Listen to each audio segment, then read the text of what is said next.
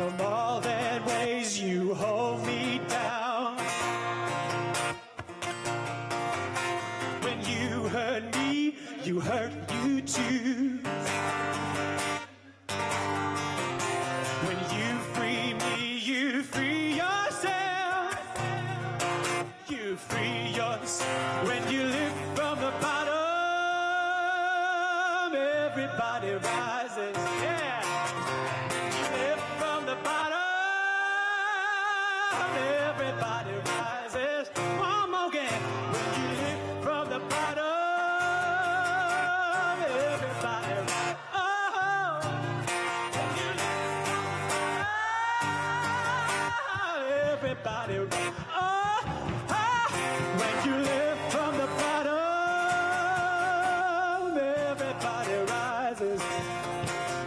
When you live from the bottom, everybody. Now just y'all, sing it out.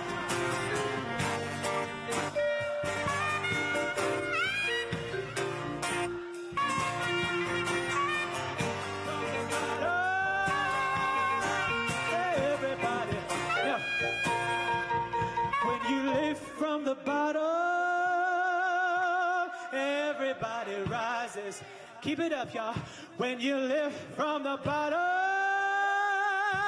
everybody rises. That's 2 times now. When you live from the bottom, everybody rises. When you live from the bottom, everybody rises. All right, bring that message to them, y'all. Let's free some people. Peace.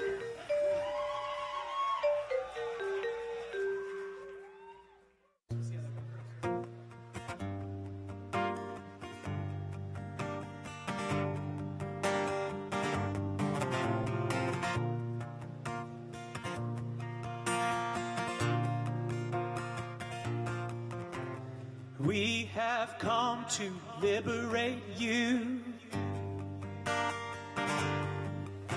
from all the ways that you hold us down.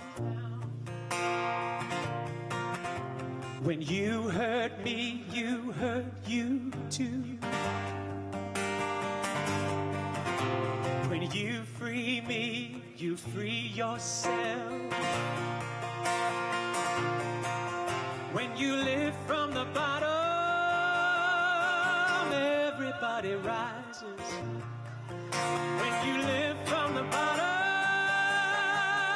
everybody rises. Yes? Would you sing that with me? Okay, I'll sing the line, you sing it back to me. We have come to liberate you from all the ways that you hold us down. When you hurt me, you hurt you too. When you free me, you free yourself. When you live from the bottom, everybody rises. Now you. Everybody rises. That's right.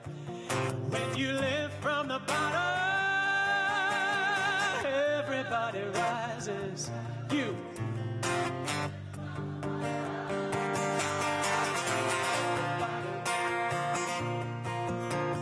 Poor folk are the first to suffer in this war economy. But I'm your daughter, I'm your mother. We're a chosen family. All together, when you live from the bottom, everybody rises. Woo! When you live from the bottom, everybody, ooh, sing it again. When you live from the bottom, everybody rises. That's right. When you live from the bottom, this. We need air that's clean to breathe. We need water we can drink. You might say that we are weak, but we are stronger than you think. When you live from the bottom, everybody rises. When you live from the bottom, everybody rises. Oh, when you live from the bottom, everybody rises. When you live from the bottom, everybody rises. Okay. So now when I say we have come to liberate you, it's because liberation is not something they're giving to you. We do not march to the Capitol so that they will give us liberation. That is not how liberation works. When we say we are here to liberate you, we are saying that when they hurt us, when they hold people down, they too are wrapped up in this evil, and we are saying we are here to free you from it. That's the gospel, my friends. That is the gospel. So let's sing that again. And remember that next time you march to the Capitol, y'all, that we are not there asking for something from them, that we are going there to give something to them. Do you understand what I'm saying? So sing with me. We have come to liberate you, sing. From all that ways you hold me down.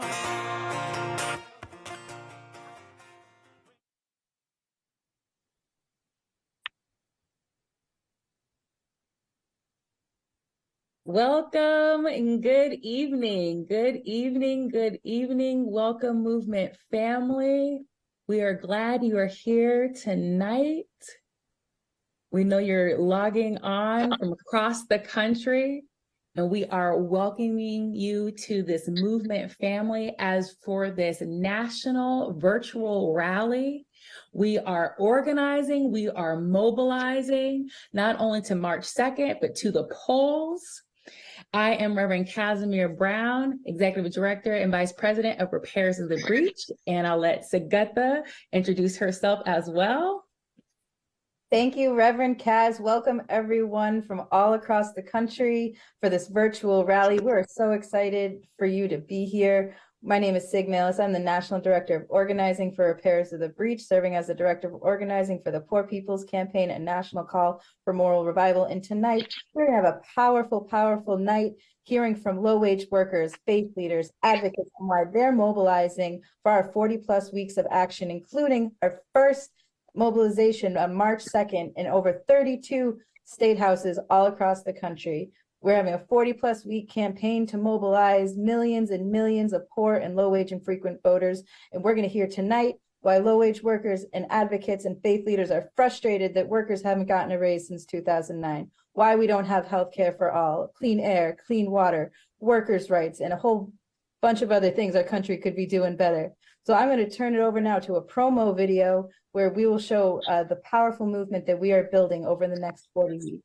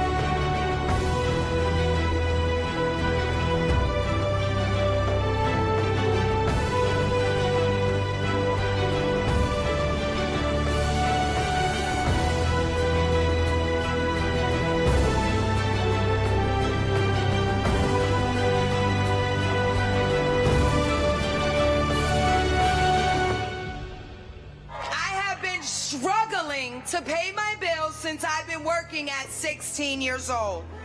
I work full-time 64 hours a week, 7 days a week. I am exhausted. Our government finds it necessary to ban abortion, to say that they are saving our children. But more children die as a result of poverty in this country. We should not be cornered and forced to choose one necessity over another. This is the consequences that we face. So what our people say is that we are fighting the oldest evil. No matter how you call the holy, all of our sacred texts compel us to create a world in which there is enough for us all. In the face of a distorted moral narrative of religious nationalism, we declare that silence is betrayal. We gather on these streets in the spirit of the prophet Amos, who declared, hate evil and love good and establish justice. We heed the charge from the Holy Quran. Ya ayyuhalladhina amanu kunu qawwamina bil qist. O you who have believed, be persistent, standing firm in justice, witnesses for God. Hope comes from the bottom, from those most directly impacted by the profound evils of America. Our votes are not a show of support. They are a demand. We will raise our cry and we will call for change because nothing less would be a betrayal of our sacred commitment. We are here. We are the poor and dispossessed, and we are here. Until children are protected, sick folk are healed, low-wage workers are paid, immigrants are treated fairly, affordable houses are provided, until saving the world and diplomacy and living in peace is more important than blowing up the world. We won't be silent anymore. If we've got to march, we'll march. If we've got to engage in nonviolent direct action, we'll engage. If we have to ask workers to make election day a labor strike day, we'll do it. But until then, we won't be silent or unseen or unheard anymore.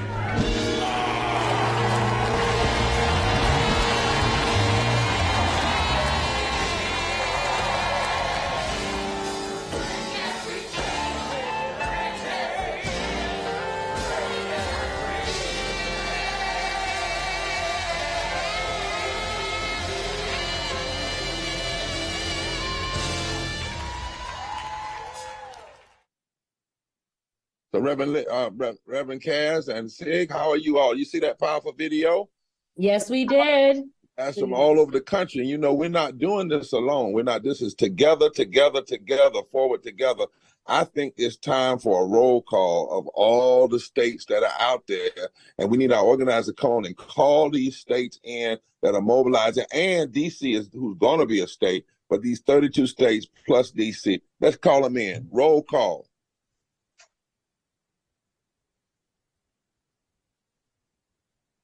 Is there a roll call out there?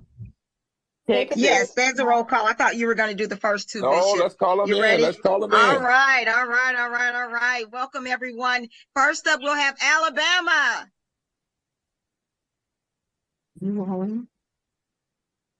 Is Alabama in the house tonight? Yes, and we're taking back the mic. Great. Arizona. Arizona's in the house and we're taking back the mic. All right. California. Yeah. Cali in the house and we taking the mic back. Yeah. Yes. Just District of Columbia. before you go anymore, let's change that up. Let's say we're voting our power, because that's what this is about. Mike is one thing. We're voting our power. Everybody, if you own this thing, we're mobilizing and voting our power. Say that with us. We're mobilizing and voting our power. All right, call them out. Let's hear you. All right, District of Columbia. We are here and voting our power. Mobilize. Oops. Great. Delaware. Delaware's here. We are mobilizing and taking back our power. Hey, all right. Florida. We are here and we are mobilizing and taking back our power. Great. Georgia. Georgia is here. We are mobilizing and we are voting back our power. All right. Come on, Illinois. Illinois is in the house, and we're mobilizing, voting, and we're taking back our power. Great. Indiana. Yes, Indiana's here. We're mobilizing and we're voting and we're taking back our power. Great. Kentucky. Kentucky is here and we're mobilizing and we're voting our power back. All right. New Jersey. New Jersey's here and we're taking back our power. Is that you, Clinton? Yes, that All was right. me, Reverend Barber. Yes. Call them out. All right, Maryland. Yes, Maryland is here, and we're mobilizing and taking back the mic and mobilizing to create a lot of voting. Thank you. That's right. Maine, are you there? Yes, Maine is here. We are mobilizing and we are voting our power. Great. Michigan.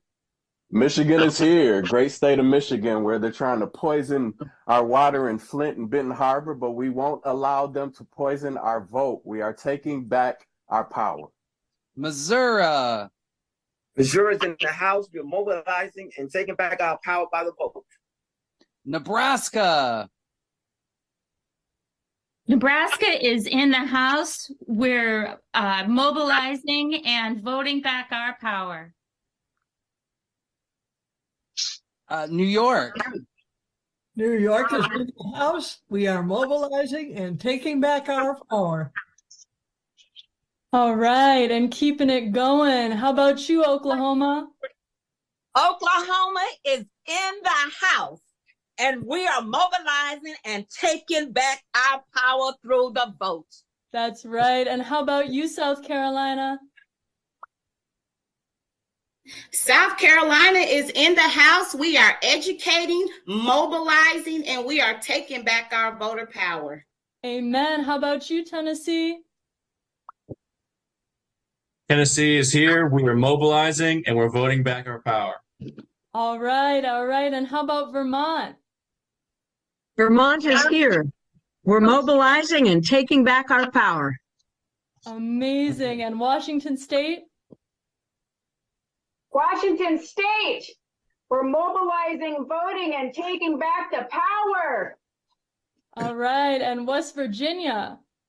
West Virginia's in the house. We're mobilizing and we're voting back our power. All right. And taking it a little bit back, I heard Mississippi's in the house. Mississippi, we mobilizing and voted back our power. Yes, we are. Amen. And want to acknowledge the other states that are organizing as well: Kansas and Massachusetts and North Carolina, Ohio, Pennsylvania, Rhode Island, and Wisconsin. Texas. North Carolina's Texas, you're here? and we're voting back our power. Yes. That's right. Well, listen, you all, the reality is 87 million poor and low-wage voters in this country, nearly 23 to 30 million that did not vote in the last election. There's not a state in this country where poor and low-wealth voters don't make up 30% of the vote now. There's not a battleground state, what we call battleground state, where we don't make up 36 to 40% of that power. And in many states, if 20% or less, there's not a state where 30% of those who have not voted were to vote, poor and low-wage workers, but in many states, 20% or less. Some states, 10% or less. Some states, those of you that are joining us tonight that are not a part of the Poor People's Campaign or the Coordinated Committee, but you're joining because you're interested. We welcome all of you. We are cross-posting on some 50 other different sites all over the country. Millions of people can eventually tune in. But the bottom line is you should join this on March the 2nd. March the 2nd. Is that flyer up and good? March the 2nd. You should see the flyer. It's going to be in the chat for all of you that are joining. You can join with us March the 2nd at 10 o'clock.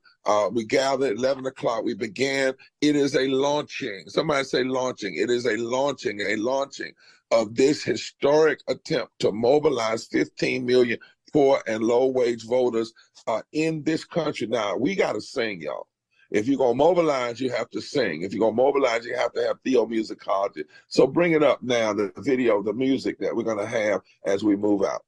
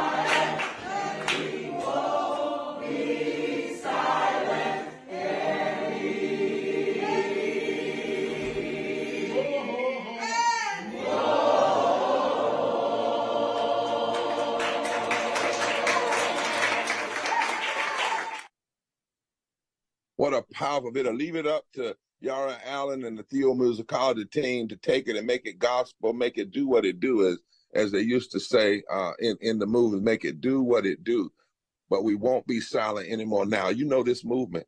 I'm going to turn this over in just a minute to Sig and Cav, but we've got some testifiers. We've got religious leaders and poor and low wage workers, impacted persons who are going to be taking the mic and saying to you why we should, why they're mobilizing, really, and why they are part of this historic effort, and why we will not settle for a democracy that is impoverished because we don't have living wages. Poverty is the fourth leading cause of death, and all of the other issues. I won't say them because it'll give room for other people. So right now, we want to bring them on. We want to bring them on. The first person we want to bring on is Reverend Monica Cross from California with Tapestry Ministry, Berkeley Disciples of Christ. Monica, tell us why you were mobilized. Thank you, Bishop. As a person of faith in the Christian tradition, my calling is to follow the teachings of Jesus Christ, to bend an arc of the moral universe ever so gently so we might have more health care. Now, the gospel showed me that the work of Jesus was the healing of the people. Throughout the gospels, we see Jesus providing health care for everyone in need. Matthew 4:23 says that Jesus healed the sick and those who were afflicted with various diseases and pains among the people. He cured them. In Matthew 11:2-5, when John the Baptist's disciples asked Jesus whether he was the Messiah, Jesus replied, "Go and tell John what you hear and see. The blind receive their sight, the lame walk, and the poor have good news brought to them. If I am to sincerely All right, my follow sister. the teachings of Jesus, I That's must right. stand for health care for all. That's Now, right. for the Thank you last so much. We got you on. Thank you so much. That was a powerful piece, Reverend, and we know that you've got more to say, and we hope that you'll bring it to all of the people you have. We've now got 1 minute. We want to hear from one of our testifiers. We want to hear from Jim Lee in Washington State, who's with the Poor People's Campaign. Talk to us, Jim. Talk to the nation. Hi, my name is Jim Lee. I'm one of the tri-chairs for Washington State. I'm a millennial who graduated from Seattle University with a master's degree to pursue my dream in serving the most vulnerable in society. However, what I did not expect was to be put in a vulnerable position myself with financial and housing instability. As a current spiritual care provider, I make $18 an hour, and with the current cost of rent and living in Washington State, I had to move out of my apartment to live with my parents and to pursue my dream to be a spiritual care provider.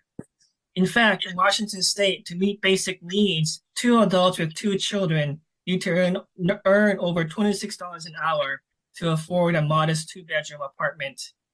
So as an impacted person, I'm here today in solidarity with all those who are advocating for a right to live. So I ask you all to join us in March 2nd to say that in the richest country in the world, poverty should not be the 4th leading cause of death. We all have a right to live, and I, as an impacted person, won't be silent anymore. Well, Jim, you put it, Jim, you tell it just like it is, because you are the power people, just like you standing up saying no more. Pastor Josie Rodriguez, you're from United One Voice down in Mississippi. Look, take a minute and tell people why, as a pastor, you're engaging in Mississippi and calling all of your other pastor brothers and sisters to join. Yes, I'm engaged with One Voice and also the Poor People Campaign because it's so important, not just to preaching about the love of God, but you need to get out there and show the love of God. We engage with immigration policies, and we engage with the communities of the state of Mississippi because we've been a target for the political parties and using all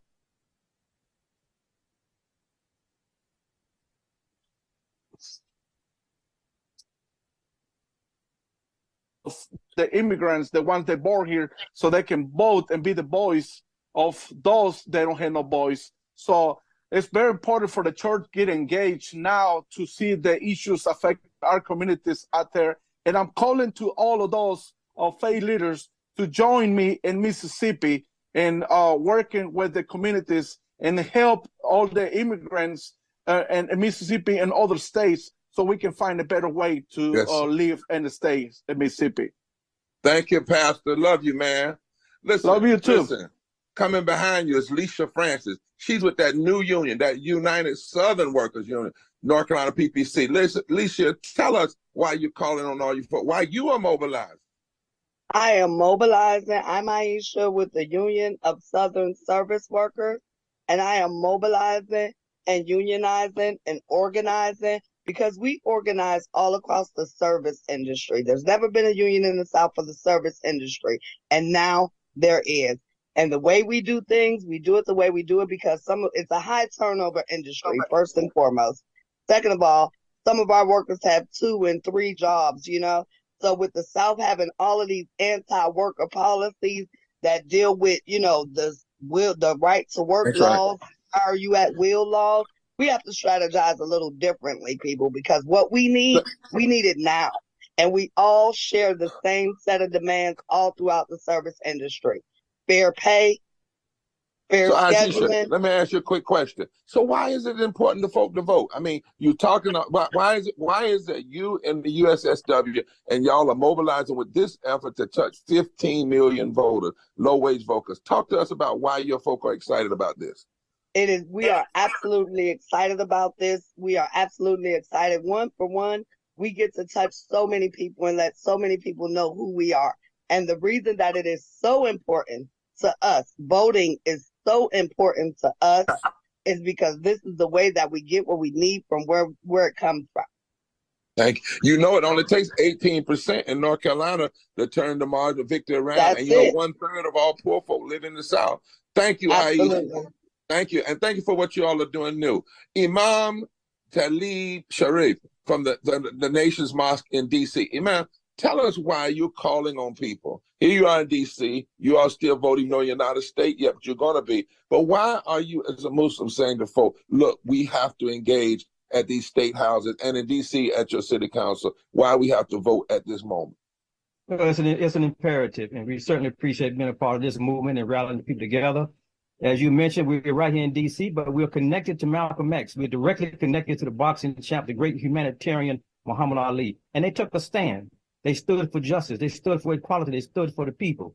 And of course, in our Quran, as we heard earlier in the video, God says, be a people standing for justice, for equality and fair dealings as witness before Almighty God. And with this rally, we are doing just that, taking a stand, demanding a democracy where we abolish this poverty. We have to do it. We have to make change. We know poverty is a policy choice, and it's one that we must change. And without change, these conditions that we're hearing about, low wages and high cost of living, it makes it hard for people to meet basic needs and easy to fall into debt right here in Washington, D.C. Together, we can administer CPR and revive the heart, the soul of this democracy to ensure dignity and justice for all. Forward together, not one step back. Assalamu alaikum, Imam. Thank you so much, brother. Thank you for all that you're doing right there. Ash Hiskey from Vermont. Vermont, now, you are all the way up north. But tell me why folk in Vermont recognize you've got to mobilize poor and low-wage voters. You can't leave anybody out. We've got to make sure this sleeping giant wakes up. Talk to us, Ash.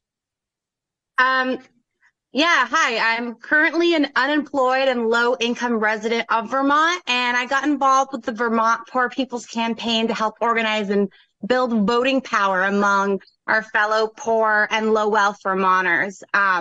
Vermont's professed to be a progressive state, and but it does come with a price which is unaffordable to roughly around 1/3 of its population. Finding a Vermont job that offers a wage that covers the cost of living here is almost impossible. Living paycheck to paycheck means I break even and I don't overdraft my bank account, and I will consider myself lucky. It's no surprise Vermont has a housing crisis, a healthcare crisis, a mental health crisis, and an opiate and addiction crisis, which all are continuing to compound. And I'm here to Vermont's political structure. And you know your state capital, many of them can address these issues. I mean, that's part of the reason we're marching on these state capitals. You need that to happen right there in Vermont, right? Yes, we definitely do. And I'm organizing at the State House to demand policy change, and I'm here with everyone to take back our power and give voice to the real impacts of poor policy legislation. Thank you so much, Ash. Thank you so much, Vermont. Listen, Reverend Latanya Pettigrew, the Amy Zion Church in Florida. Why is it in Florida? Why in Florida must you mobilize? You know, I understand down in Florida that it would only take something like 3% of poor and low-wage voters who have not voted to change all of the elections. Why is this important for you, Reverend? Bishop Barber, it is absolutely imperative because as the pastor of Tampa Bay Zion and the health and wellness coordinator for the Alabama, Florida Episcopal area of the Amy Zion Church, I cannot preach a gospel, good news to the poor if I am not living out the sermons, if I am not walking by faith, if I am not ensuring that the works that we talk about accompany the faith. The U.S. Declaration of Independence firmly acknowledges certain undeniable rights, and it also talks about how these rights are basically where the government is instituted among men, but they get their powers from the consent of the governed. I'm asking that people of Florida would organize and take a stand, because as we see the Voting Rights Act get gutted in 2013 and Congress's failure to restore those voting rights, Florida has tried to pass 9 bills to restrict voting. And as such, we see 4 of them have become law. To further add injury to insult, we also see that even now in the courts, Florida is fighting to keep abortion measures off the ballot because their claim is that we are that is too complicated, based on an article that came from Politico by Eric Sarkistan and Alice Miranda Olstein that was dated. Can I interrupt you 1 second? Because we only got a minute. Yes, But I want to ask you a question. What does it make you feel like that in your state, for instance, the governor's race was decided by about 14,000, maybe a little under 20,000 votes, and over 2 million poor and low-wage voters did not vote? It is upsetting that we have all the things that are happening in Florida to disenfranchise us, and our voices are not being heard. Because their we got to take it back. So we got to take it back, right? Yes, it's sir. Us. It's us. It's not, sometimes people talk about what's happening to us, but if we've got power, we can't leave that power unused. Am I right? You are right about that. Thank you. Thank you. We know y'all gonna be mobilized. And Jim Yates out of Illinois Poor People's Campaign. You following Reverend Pettigrew. You're all the way up in Illinois. Now she's saying it's got to happen in Florida, but do you need it to happen in Illinois? And why is it? Why is it? Why are you organizing in Illinois?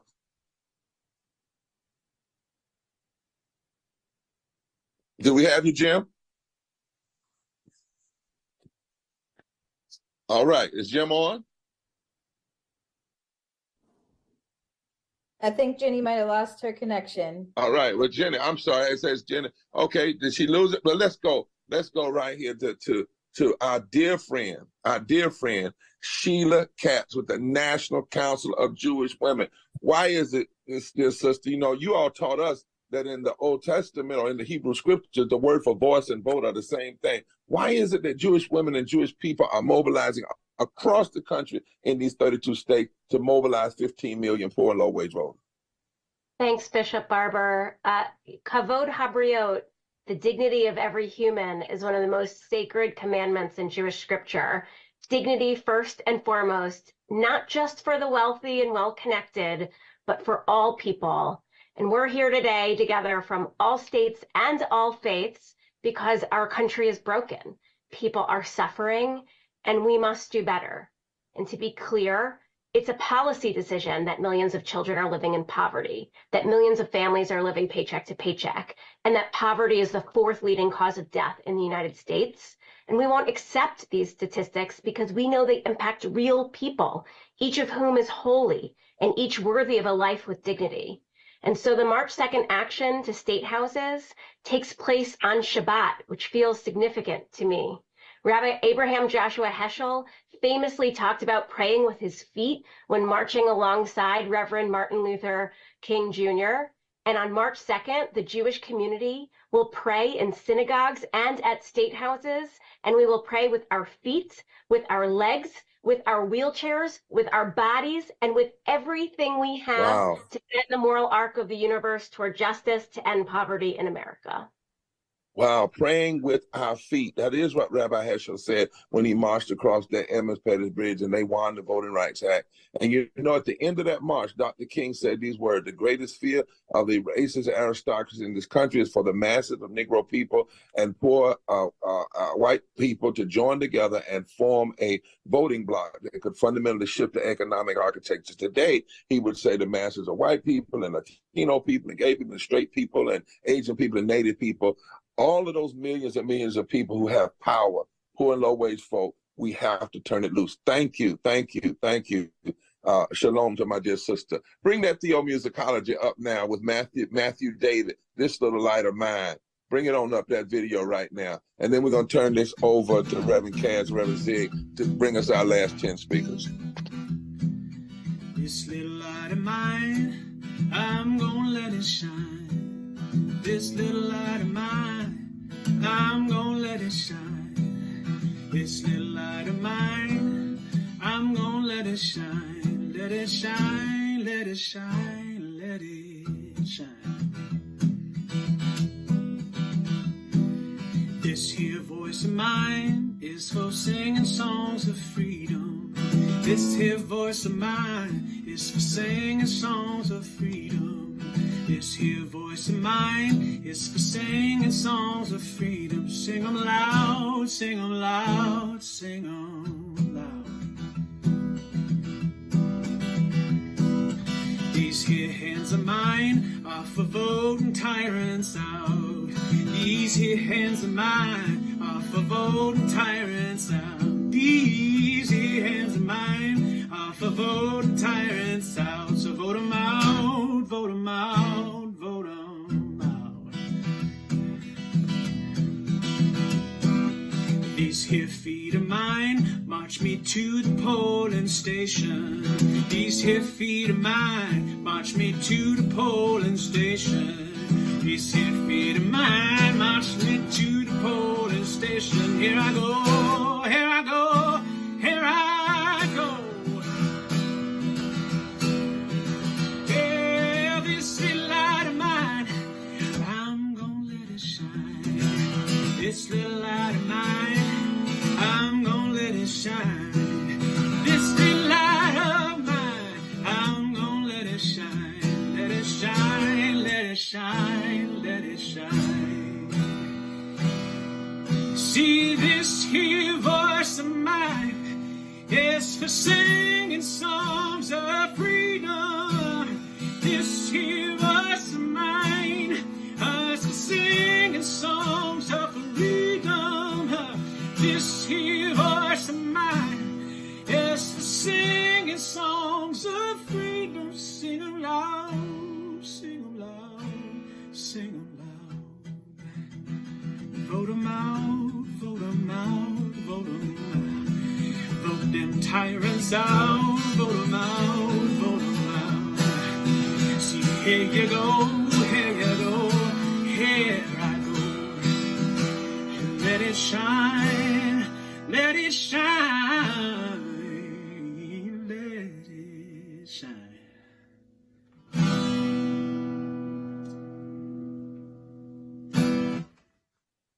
Wow. Take over, Reverend Kaz and Sister Sig.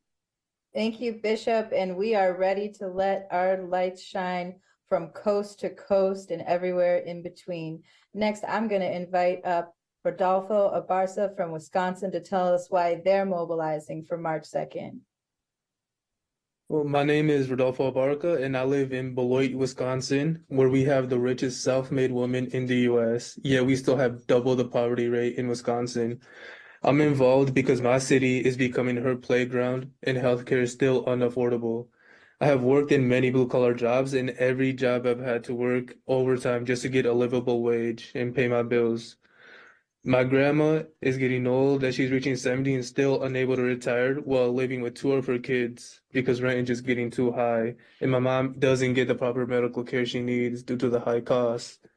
The Poor People's Campaign means a lot to me because I want to live in a country that values the lives of people. I want a democracy that is fair. I want a democracy where everyone has health care, a democracy where all workers make a livable wage. And that's why I'm involved, why I vote, and why I'm going to be at the state capitol March 2nd. Thank you, Rodolfo. We're right there with you. Next, we're going to hear from... Hey, just a minute. We got to do a little bit more with that, brother. Did you hear that testimony? Oh, come on, Sid. Come on, you got to give him more than that. That brother just laid it out and was willing to be vulnerable and tell his story and say that to people all I thought it was going to be longer, too. over this country. Thank you, brother. Thank you, man. Thank you. Thank you. We just want to say thank you for just telling the truth and being there. Thank you. Yeah, well, thank you for letting me speak. All right, Sig. Next up, let's hear from Reverend Rodney in Missouri. Tell us why you're mobilizing in Missouri. The reason that we're mobilizing in Missouri is because America has a problem. And while we are sleeping, our pillars of our democracy are under attack. America's been in a long battle for the ballot for a long time. We're in a war, a struggle, a clash of ideals and ideologies between regressive desires to take us backwards towards a modern era of Jim Crow rather than forward towards a more perfect union. If we are ever going to be the people that God is calling us to be, or to be the America that America has been called to be, everyone is going to have the access to vote. If we do not have the access to the full ballot, we would enter into a second slavery, and we are not going to stand for that. That's right, Reverend Rodney. And I just want to say one more time what you just said. We're trying to make America be what it was called to be, where everybody thrives, where everybody has living wages and healthcare and equal opportunity to public education and housing. And we are mobilizing all across the country. So from corner to corner, every single state, we are building the America that we need. And we're doing this because we have the power. This is not hyperbole. This is not just doing an exercise. 23 to almost 25 million poor and low-wage voters did not participate. There's not a state where 20 to 30% of those persons will participate that we cannot make fundamental change. And in places like Missouri, they proved it at the poll what they did with living wages. And so you all, this is not just us fighting for the voting right. This is us taking our power and using it. Because one thing in a democracy you cannot do is sit home and not participate. 15 million is our goal, you all. 15 million poor and low-wage voters being touched for 42 weeks to mobilize in a massive way and change the dynamics of our politics. We need a movement vote and not merely a political vote. That's right, Bishop. Now we're going to hear from Gloria Williams in Florida. Why are you mobilizing? Why are you taking back the vote? Why are you mobilizing poor and low-wage voters all across your state? In addition to adding into the 15 million poor and low-wage voters, we're mobilizing at least 15 million, if not more, across this country. I live in one of the poorest counties in the state of Florida. I've watched so many homeless people day by day and have been homeless myself due to not having the income and health care that is needed to sustain a better life for myself. I am a grandmother that has 13 grandchildren, with which 5 of them live with me. It's hard to get childcare in order to even provide for them in the manner that they need to be provided for. Healthcare is horrible here. I have health insurance through my job, but it does not cover what I need to have a better life, a better sense of living, a better sense of community, because there's restrictions. And without health care, it's hard to live. That's right. Hey, Gloria, did they accept Medicaid expansion in your state? No. No. I want folks to hear that. That's why we're marching on the state capitol, because the federal government said Medicaid expansion, but Florida said no at the state capitol. That's why we have to mobilize, because the people that did that, they got elected not so much because they won, but because of the number of people that sat home and did not participate. In Florida, it wouldn't take but 3% of people poor and low-wage workers who have not voted to participate to change things. I hear you, Grandma. Can I call you Grandmama tonight? I hear you, Grandmama. Yes, you sure can, sir. It's time to fight. It's time to fight. Yeah. And next, we're going to hear from Reverend Wayne Wilhelm in North Carolina. Reverend Wayne. So I am Reverend Wayne Wilhelm, Faith Tri-Chair of the North Carolina Poor People's Campaign, and we are mobilizing. We are mobilizing because poverty is the 4th leading cause of death in the United States. We are mobilizing because 800 people die every day because of poverty. We're mobilizing because we realize and we know that poverty is a policy choice. We know this because during COVID, the child tax credit and the earned income tax credit dramatically decreased the poverty rates here in North Carolina and across this country by over 20 million people. In 2022, when these tax credits were removed, when SNAP benefits were reduced, when eviction protections were lifted, poverty began to rise again. During this same time, billionaire wealth grew by $1.5 trillion, more than $2 billion a day. So we're coming together to demand that legislators across this nation stop their policy violence. We're coming together to mobilize on March the 2nd with 32 states and Washington, D.C., not as an insurrection, but as a resurrection, to let legislators know that policy violence is hurting our brothers. Their policies are hurting our sisters. Their policies are hurting our communities, and we won't be silent anymore. That's exactly right. Poverty, violence is hurting too many people in our community. Poverty is a policy choice. It does not have to be this way. We in this country that poverty is the fourth leading cause of death. We're saying no to that, and we won't be silent anymore. Thank you so very much, Reverend Wayne. Next, we have Jamie Collins from Texas. Jamie, tell us why you're organizing here. Hello. We're getting our feet on the ground, mobilizing, because personally, I am a person who lives on SSI, and if it wasn't for outside help, I would be homeless. If I don't get a check next month, the next month I will actually be homeless. And there are many things. I have many healthcare issues, but some of them have to go untreated because of their healthcare. Medicaid does not pay for all of the things that I need.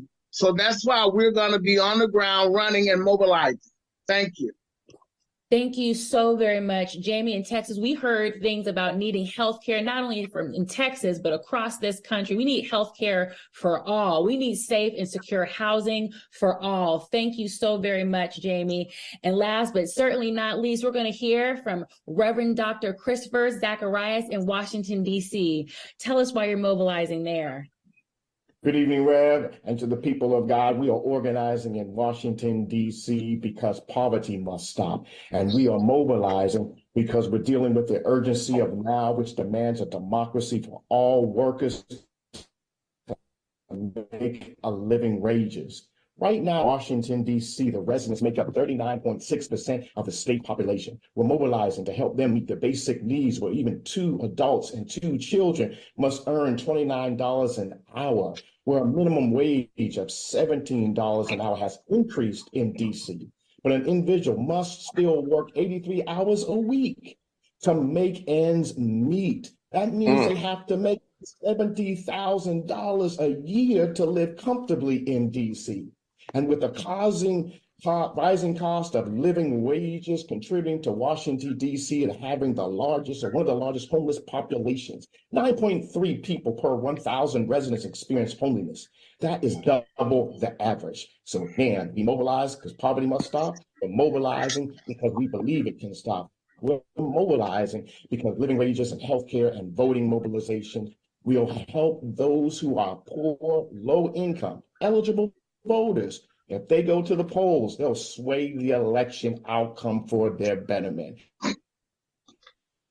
Reverend Zachariah.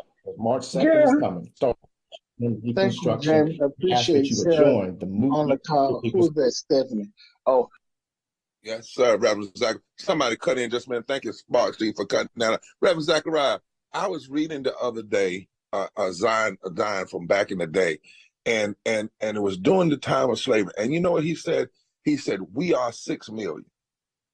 You know, in other words, he was saying to the people, I know we've got this slavery, but we are 6 million. I know we have this trouble, but we are 6 million. And you know, today we can say we are 87 million poor and low wage folks. And that's not including our friends and religious leaders and other. We are 87 million. We are 25 million folk who, if we vote, can fundamentally shift the way this democracy. People are trembling in their feet, in their shoes, at the possibility of this sleeping giant waking up. And thank you, Reverend Zachariah, from the Freedom Church. From the Freedom Church, I think it was your brother that said, anybody that wants the ocean but doesn't want that wants freedom without struggle. It's like somebody that wants the ocean without the roar of its waves. There's somebody that wants rain without the thunder. Like, we have to do something. So thank you, brother. Thank you, Pastor. Thank you so much. Now, Reverend Liz is going to come on and say to all our friends, because there are people who are from everywhere. They may not be on a coordinating committee. That's fine. But we want them to join us, because the Poor People's Campaign is not an organization. It's an organism. It's a movement. So Reverend Dr. Liz, right there from Union, New York, the Executive Director of Kairos, talk to our friends, invite them to come in and join us. Take 5 minutes and do that. as we prepare in just a little bit to have some more music and then to bring our time together here to a close. Reverend Liz? All right. Thank you, Bishop Barber. We are hearing it here tonight because we are here as poor and low-income people, clergy and moral leaders, advocates, activists, agitators, organizers from more than 30 states, from rural and urban areas, all genders, sexualities, races, ethnicities. And we are young, we are old, and all the way in between, because we're 135 million poor and low-income people in this richest country in human history. And we're mobilizing and organizing, registering and educating. We're showing up at our state houses on March 2nd to make our voices heard. It is immoral and wrong that we throw out more food than could feed every hungry person across the world, but half our kids in this country live in food insecure homes. It's immoral and wrong that there are 5 abandoned homes for every unhoused person in this nation, and yet millions of people have nowhere to lay their heads. It's immoral and wrong that there is not one county or city or town anywhere in this country where someone working full-time at federal minimum wage can afford even a 2-bedroom apartment, a minimum wage that has not been raised since my daughter was born, and now she's in high school. And yet the richest corporations are making billions, even trillions, off the back of low-wage workers. But as we've heard it tonight, and as you will hear it with the Poor People's Campaign, a national call for moral revival, it does not have to be this way. Come join us. The issues most important to the daily lives of the majority of people in this country are on the ballot this year, and we are going to raise our voices and our votes, because our votes are our demands. We're going to make our politicians hear us, because we, the people, have the power to transform this society from the bottom up in these elections and beyond. And when we show up at our state capitals on March 2nd, we're going to be building a world where everybody has a right to live. We're calling on anyone and everyone to come join us at your state capital on March 2nd. We're going to build this moral movement led by the people. We're going to organize together, unite together, address these interlocking injustices of racism and poverty, ecological devastation, the war economy. We're going to reject the distorted moral narrative of religious nationalism. We're going to choose life and truth and justice and peace. And as we say in this Poor People's Campaign, we are forward together, not one step back. Forward together, not one step back. We will see you on March 2nd, and we'll keep on organizing until we win. Indeed, Reverend Liz, and that is the power that we have to win, y'all. It's not just the power to make a noise.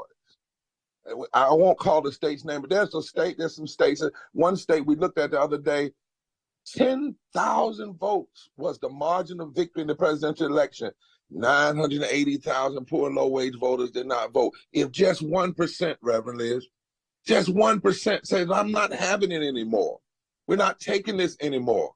There comes a time you have to cry power. You have to use what you have. You have to mobilize what you have. You have to not only say what folk are doing to you, but what must we do? What must we do? And that's where we are in this campaign. We are not, the number one reason poor low-wage folk don't vote, according to our study, was nobody talks to them. Well, that's a reason to stay home. Nobody talks to you. But then there's another reason why you have to then make folk talk to you. And how do you make them talk to you? Show up. Show your power. Your votes are demands. You may not be able to pick a perfect candidate. You never will be. But you look at what candidates are closest to your ideas and which ones you can push, and you get in there and you make your votes felt. There's several states where the margin of victory was under 40,000 votes, and over a million poor and low-wage voters did not vote. Should we leave this power on the table, y'all? No. Somebody write no in the chat. No, we can't leave. You cannot be in a democracy and leave power on the table. Power. I was taught this, Reverend Liz. I called Reverend Liz and told her, I said, I'm so inspired. I'm messed up, y'all. I went to Lincoln University. I should have stayed away from Lincoln University. Those young people have got me out of my cotton picking mind. They're way back up in the woods. They live 67 miles from the capital in Harrisburg, Pennsylvania. They're mobilizing. They knew about it, and they told me, they showed me the flyers when I went on campus. They said, we're coming to March 2nd. But 14 of them last year said, we're not going to accept the state government cutting our funding. The state was going to cut $18.9 million from Lincoln University, the oldest black college in the country, where Thurgood Marshall went to school, and Langston Hughes. You know what those babies did? Those freshmen, those sophomores, they put on their shoes and walked. They didn't get an Uber. They didn't get in their cars. They walked 66.7 miles to Harrisburg and walked into a Senate budget hearing and demanded their funding and reminded folk that they voted too, and they came home with their appropriation. My God, just 14 students decided. So they let me come up and speak, and I don't want to say anything. I just want to play. It's a little long, not too long, but I want to play this clip. It's the end of they were honored. It's the first time that they are being honored. At first, some people wanted to put them out of school, told the president she ought to suspend them. She said, I'm not suspending them babies. And they had an honors convocation. And this is what we said, and this is what they taught me, and I hope that it will inspire you. And afterwards, Pauline, if you're still here, we want you to come on and sing us out of here. The flyer will be up. All of our friends, you can know how to mobilize with us. But drop that video. This was at Lincoln University last week. This closing came out of my conversation with these young folk. This is the history we're in. And it's a hard history. But my young brothers and sisters, you are what God's been looking for. Because not only must you know your history, and not only must you face history, you must make history. Did you know right now, there's not a state in this country where poor and low-wealth people don't make up 30% of the electorate? In some battleground states, 40%. Did you know that where the election was only 3%, that if you just mobilized 20% of poor and low-wealth voters, they could change every election in those states? Did you know right here in Pennsylvania, right here in Pennsylvania, this is Pennsylvania, isn't it? Right here in Pennsylvania, in 2020, there were 3.3 million eligible poor and low-wealth voters. The margin of victory in 2016 wasn't but 40,000 votes. The number of poor and low-wealth voters that didn't vote was 1.2 million. The stones that the builders rejected, God has now given us the numbers and the power to turn things around. But we've got to make history. We've got to decide that there comes a time you have to stop crying over what's happening and change it. A time like that came in 1852, and I'm through. Brother Frederick Douglass, who was an abolition, had escaped to freedom. And then a Supreme Court was stacked. Somebody put a Supreme Court in place to turn things back. It was called the Taney Court. You see what's happening in the Supreme Court today. Well, this was the Taney Court, all you future lawyers. And the Taney Court went to work. And they voted on a piece of law called the Dred Scott decision. How many of y'all know about that decision? And the Dred Scott decision said that a black man has no rights that a white man ever has to pay attention to or respect. When that law was passed, Frederick Douglass went into depression. People said, it's over. There's nothing we can do. And then I think it was Sojourner Truth, one of the sisters in the movement, saw Frederick Douglass somewhere with his head in his hands. And she saw him over there. And she hollered at him, Frederick, is God dead? And Frederick said it shook his soul. He got up from that place. He told the American Abolition Society, I want to speak on what has happened. In 1852, he went to that society and he said, I have something to tell you all. He said, in one view, it looks like the slaveholders have a decided advantage. Seems like they have all the organization, they have all the money, they have the governments, they have the judiciary, they have everything. And it looks like there's nothing we can do. But so it was with David versus Goliath.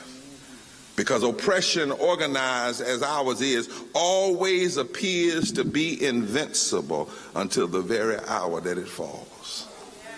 He said the Supreme Court of these United States is not the only power in the world. Listen to Frederick. He said the Supreme Court of these United States is great, but the Supreme Court of the Almighty God is greater.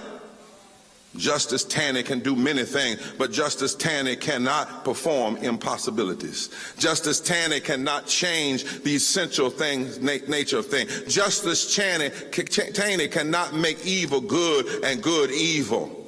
Such a decision cannot stand. God will be true, though every man be a liar. And we can appeal from this hell-black judgment of the Supreme Court to the court of common sense and common humanity, and we can appeal from man to God. If there is no justice on earth, there is yet justice in heaven. You may close your Supreme Court against the black man's cry for justice, but you cannot close the door of God in the court of heaven. And then Frederick Douglass says, because I believe this, I'm going to make history. As monstrous as this decision appears, we got to meet it with a cheerful spirit. Because every now and then you need to know your enemy's attack is only to reveal your strength. That your enemy wouldn't be attacking you so much if you weren't so strong. And the very attempt to blot out forever the hopes of an enslaved people may just be one necessary link in the chain of events preparatory to the downfall and complete overthrow of the whole slave system. He says, this is what I know. The whole history of the anti-slavery movement is this, that every attempt to stop us only serves to intensify and embolden our agitation. There comes a time that when folk are trying to take what is rightfully yours, justice and righteousness, it has to not make you go somewhere and sit down. It has to make you stand up. And didn't our foreparents stand up? Don't forget how they stood up. And think about it. They had less, but they did more. They didn't have a cell phone. They didn't have Google. They didn't have TikTok. They didn't have Facebook. They didn't have iPhone. They didn't have cars. They didn't have a bank account. They didn't have a college degree. They didn't have fraternities and sororities and computers, but they did more with less. Touch your neighbor and say, don't let us do less with more. They did more with less. With less, they beat slavery. With less, they beat Jim Crow. With less, they beat lynching. With less, they beat the KKK. Harriet Tubman, with less, got 700 slaves out of slavery. She didn't have email, she didn't have text, she didn't have Facebook, she didn't have any of that. She didn't know what Twitter was, she didn't have a car. All she had was faith in God, a made-up mind. Now, she did carry a .38 pistol because she said, you're going to be free. One way or the other, you're going to be free. She had moss on the north side of the tree. She had a North Star in the middle of the night. She did more with less. We must do more with more. Langston Hughes, who wrote in the 1930s before Dr. King ever talked about I Have a Dream. In fact, this is where Dr. King got it from. He wrote a poem called Let America Be America Again. And Langston Hughes said, right in the middle of the Harlem Renaissance and the labor struggle, the steel of freedom does not stain from those who live like leeches on the people's lives. We must take back our land again. America, oh yes, I say it plain, America has never been America to me, but I swear this oath that America will be. Out of the rack and the ruin of our gangster death, the rape and the rot and graft and stealth and all the lies, we the people must redeem the land and the mines and the plants and the rivers and the mountains and the endless plain. We must take back our mighty dream. I say it and I say it again. America has never been America to me, but I swear this oath that America shall be. That's your alumni, Langston Hughes, who said that. And so tell everybody. In fact, touch your neighbor right now and say, neighbor, it's time to go to work. Call everybody you know and tell them it's time to make history. Knock on everybody's door and say it's time to make history. Snapchat everybody you can snap and tell them it's time to make history. I don't know if y'all still tweeting, but if you do, tweet everybody you know and tell them it's time to make history, because God is not going to do for us what we can do for ourselves. But if we will do what we're supposed to do, won't God show up? God will bless our efforts. Faith is not just what you believe about God, it's what you do because of what you believe about God. And if you do what you do, faith without works is dead, but faith with works is dynamic and powerful. Do I have a witness? When Moses stretched out his rod, then God showed up and opened the waters up, and the winds came down, and Pharaoh was brought down. When Esther went to see the king, then God showed up. When David threw the rock, then God showed up. When Daniel, Shadrach, Meshach, and Abednego refused to back down, then God showed up. When Thurgood Marshall went to the Supreme Court, then God showed up. When Jesus went to Calvary, then God showed up. When Rosa Parks sat down, then God showed up. They showed up, and Jim Crow came down. When Bishop Tutu and the mothers of South Africa, when they stood up, then God showed up. Do I have a witness here? Do I have a witness here? Won't God show up?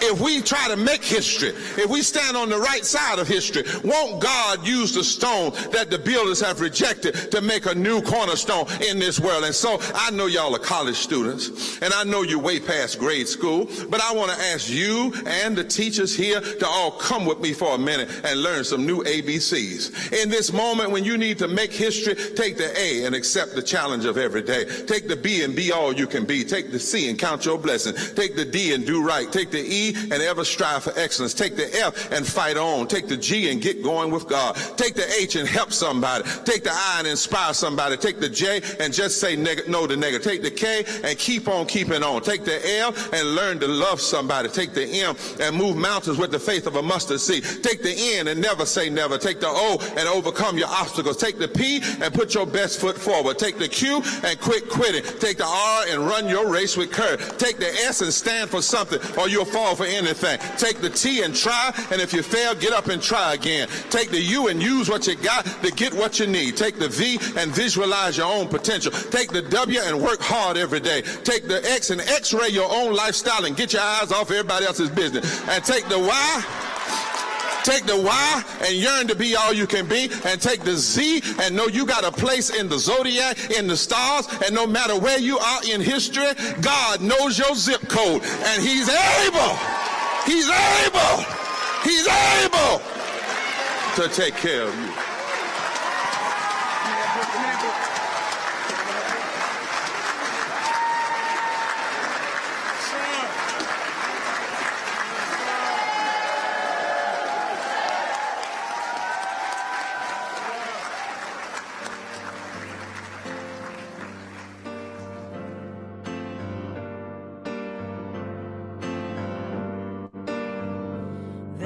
Mean things happening in this land.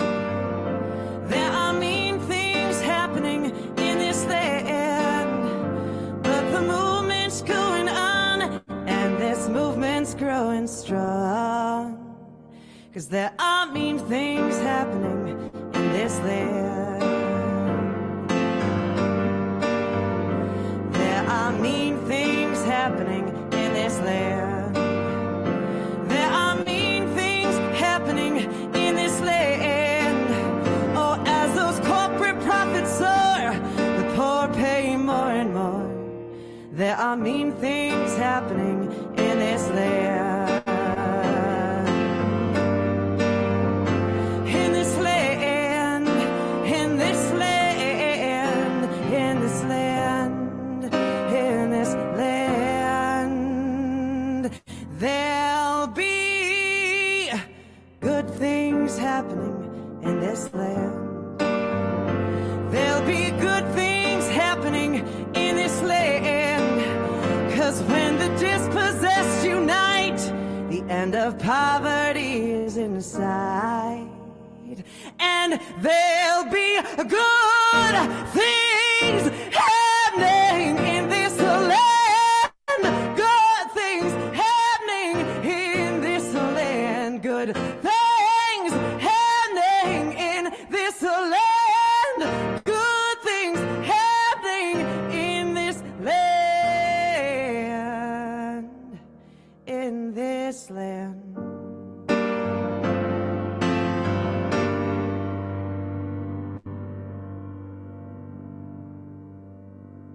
That's right, Pauline. Thank you for singing us home. There are a lot of mean things happening in this land, but there are good things that will be happening in this land because we are coming together from all across the country, building our power, and not only building power, flexing our power. So thank you for joining us tonight.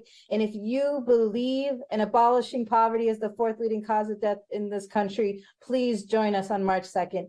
Do you believe in living wages, no more voter suppression, workers' rights and labor's rights? Join us on March 2nd. If you believe in healthcare for all, adequate housing, an end to gun violence, profit, and proliferation, if you believe in clean air and water, if you believe and demand these things and demand that we have environmental justice, fully funded public education, just immigration laws, and an end to systemic racism, white supremacy, and extremist political agenda, join us. Join us all across the country. Visit poorpeoplescampaign.org to find a State House assembly near you.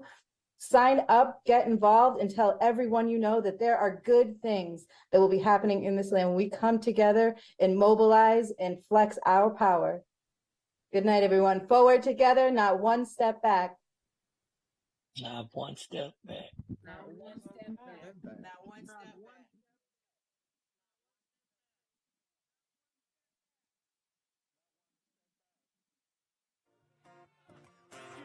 From the bottom,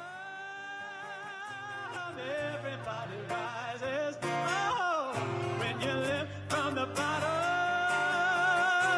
everybody rises.